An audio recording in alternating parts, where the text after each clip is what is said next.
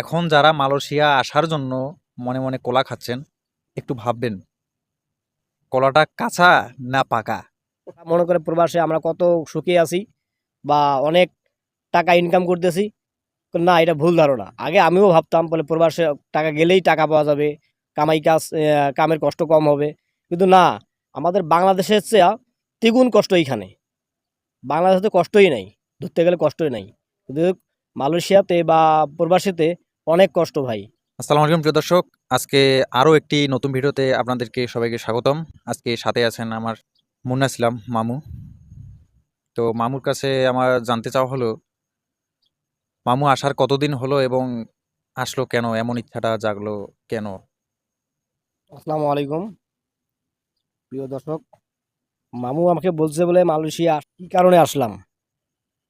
আমি আসলাম বলে, আমি দরিদ্র ঘরের ছেলে, সংসারের অভাব অনাটনের জন্য আমি মালয়েশিয়া আসছি। আসার পরে যা দুর্গত হয়েছে আমার, কোম্পানিতে ঢুকছি, কোম্পানিতে কাজ ছিল না, 3 মাসের স্যালারি পাই নাই, বেতন দেয় নাই। এই মনে করে আমি অন্য এক জায়গায় আসছি। যাক, আল্লাহ দিলে এখানে ভালোই আছি,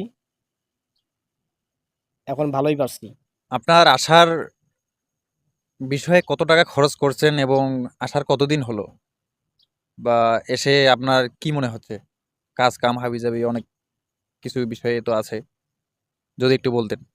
আমি আসার মোটামুটি 3 বছরে পড়ে যাচ্ছে আর কি, 3 বছরে ভিসা লাগছে। আর আমার আসার খরচ পড়ছে মোটামুটি 7 লক্ষ টাকার মতো, ইন টোটাল খরচ। আর যারা আসতে চাচ্ছেন তারা একটু বুঝিয়া শুনিয়া আসবেন। বর্তমান মালয়েশিয়ার পরিস্থিতি খুবই খারাপ। মোটামুটি যদি 100 লোক ঢুকে, 25 জন কাজ পাবে, আর 75 জন কাজ পাবে না। এটা সিন্ডিকেটের মাধ্যমে পরিচালনা হচ্ছে। পুরাটাই সিন্ডিকেট করবে আর কি সরকারে। যে আপনি বললেন যে 7 লক্ষ টাকা আপনার খরচ হয়েছে মালয়েশিয়া আসার পিছনে, আপনি 7 লক্ষ টাকা যে খরচ করে এখানে আসলেন, এখানে আপনি লাভ লস কি বুঝতেছেন? এবং আরো যদি কেউ আসতে চায় তাকে আপনি কি বলবেন? এটা আসাটা কি লাভ লস, আপনি কি বলবেন? আমার মতে আসাটা লাভ লস এটা পরের বিষয়, কিন্তু যা 7 লক্ষ টাকা ভাঙে আসার মতো যদি টাকা এরকম থাকে, না আসাটাই ভালো। আর যদি কেউ লোনের উপরে হাওলাত করে কিস্তি নিয়ে যদি মালয়েশিয়াতে আসেন, তার জীবনটা বিফলে যাবে, সফল আর হবে না। আমার পক্ষে মালয়েশিয়াতে 7 লক্ষ টাকা না ভাঙ্গিয়া বাড়িতে 7 লক্ষ টাকা দিয়া কোনো গরুর খামার হোক, যে কোনো মাছের খামার হোক, যে মুরগির খামার হোক, এইভাবে করলেই ওনার কামাই রুজিটা বেশি হবে। বা প্রবাসে যেটা কষ্ট, সেটা কষ্টটা সবাই অনুভব করবে।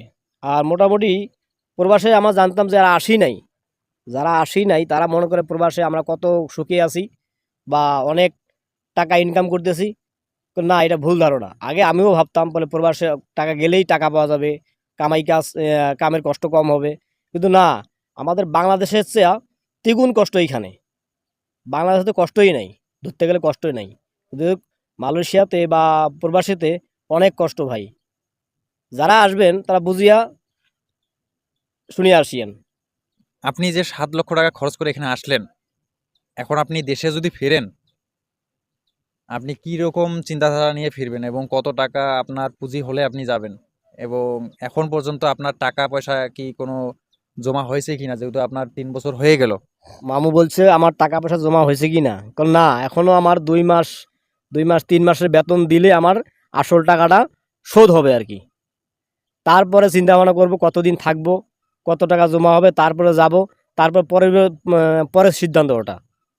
এখন যখন চলে আসছি, আমার আরও 3 মাসের টাকা, 3 মাসের বেতনের টাকা দিলে আমার সবগুলো শোধ হবে।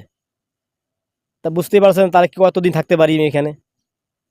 তো প্রিয় দর্শক, যেমনটি বলল মুন্না মামু, তেনার আসার 3 বছর হয়ে যাচ্ছে এবং 7 লক্ষ টাকা তিনি কিন্তু খরচ করে এসেছেন। আরো 2 মাস লাগবে তেনার দেনা শোধ করতে।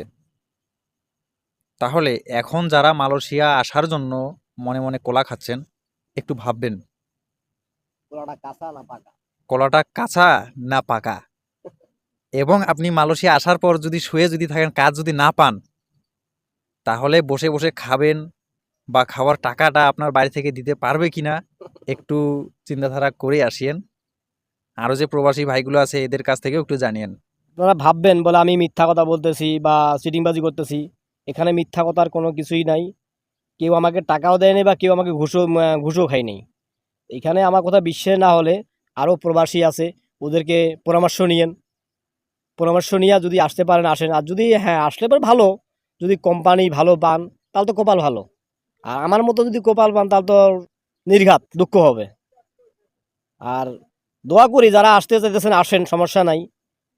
আমি দোয়া করি ভালো ভালো কোম্পানি পান, ভালো বেতন পান, বাবা মা পরিবার সবাইকে সুখী রাখেন।